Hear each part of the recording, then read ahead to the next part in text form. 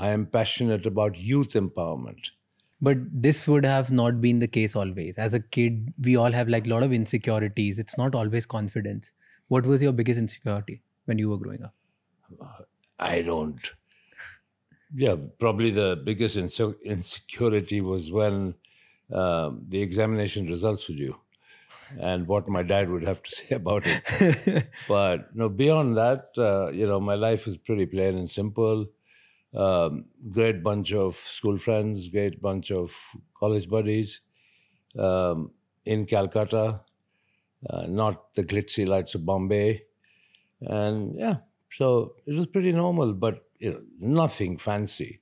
But I had a very strict set of supervisors at work who were clearly instructed by my father to be tough with me, to make sure I worked my butt off, and I'm none the happier for it. That's what made me. But did you ever get to a position or in a thinking as a child that one day I'll be powerful, one day I'll be very rich? No, absolutely not. I mean, how could I be so presumptuous? Here I had a dad who was hands on, working 24/7, young, uh, and who told me that if I didn't measure up, I'd have no place in the business. So I couldn't be presumptive, could I? But your father was a wealthy man. In those times, there were only few wealthy people. So you would Uh, presume this, right? Like, uh, I will have all this wealth inherited. I'll be maybe bigger than my father, or maybe just have all of these things. I didn't have any such aspirations in those days, and wealth was something that was very relative. Um, and my father certainly was a very frugal spender. So, irrespective of how much wealth he had, he certainly wasn't a spendthrift. You said when you used to go to work, your father put strict supervisors, right? What would those strict supervisors made you do? What? Well, first of all, make sure that I came to the office on time, straight after college. It wasn't as if I'd sort of roll up whenever I wanted to. Okay. The second, I was given a clear set of tasks. I was a salesman. I had to go and visit the shops in the market. I had to visit distributors. I had to spend time with the accounts department to understand accounting, corporate accounting. Yeah, and marketing, sit with the ad agencies and stuff like that. So it was a comprehensive training program, but with no forgiveness in any sense. I had to work a full day. I couldn't sort of get up and go or come when I liked, which was fine. I mean, looking back, it was a great grounding. What happened next? So you were in Xavier's, you started going to work, and then you went to States. Yeah, my dad sent me off to the States to work for American Hearst. Okay. American Hearst, as it was then known, became then Aventis.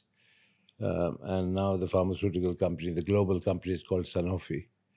So yeah, I was sent there, worked there once again as a management trainee. I then was brought to England to work in Jensen and Nicholson. I was a paint foreman in the paint factory. It used to be mixing paint at night.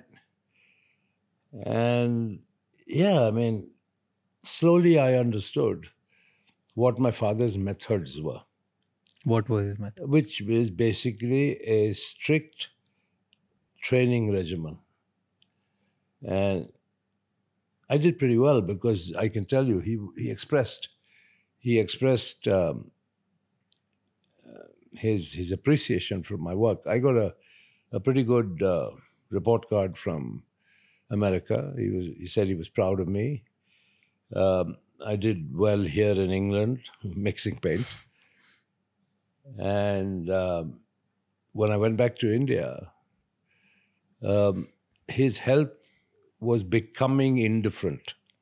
Even though at that time he was only 57 years old, his health was becoming indifferent. He had a history of heart disease.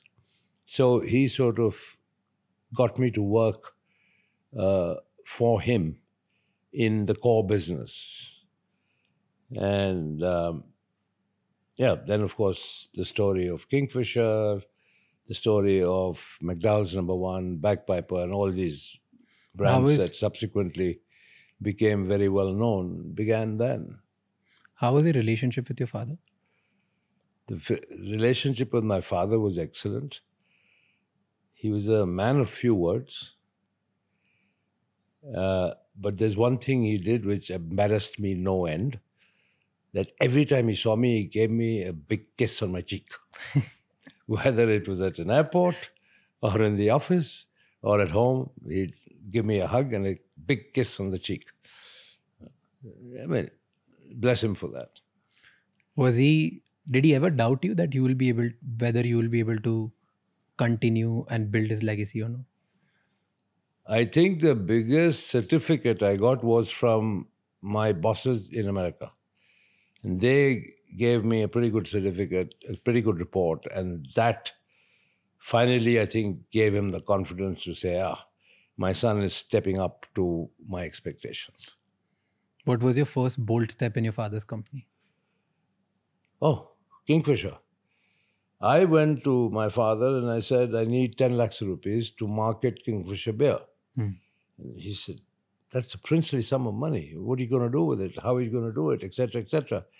Because I saw in the archives of United Breweries this label of Kingfisher beer, which had been actually launched in 1857, okay, gathering dust and, with a pretty archaic Kingfisher bird on it, sort of prehistoric version.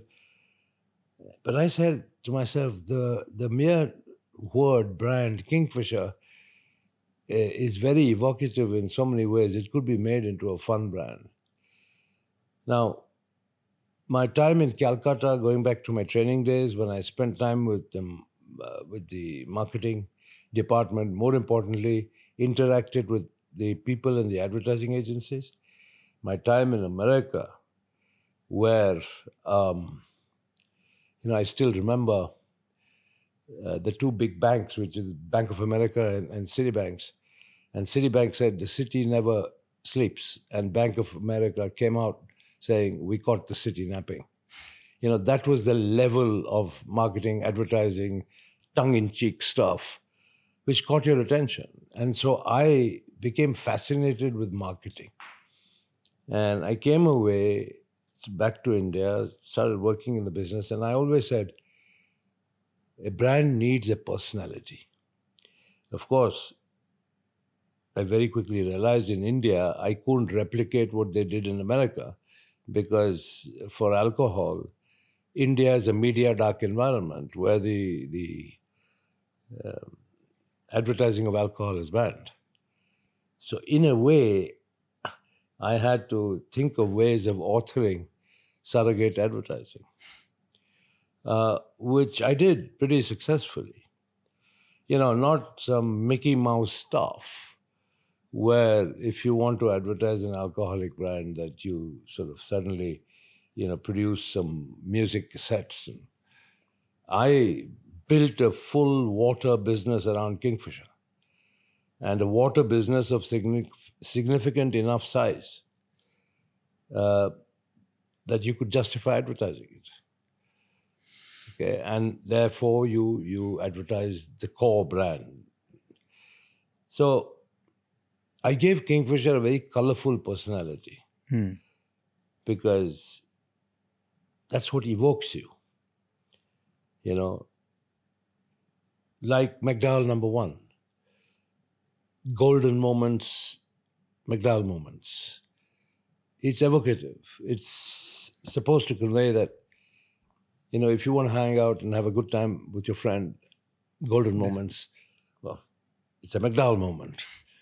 So there were many, many such examples of how I actually gave brands their personalities.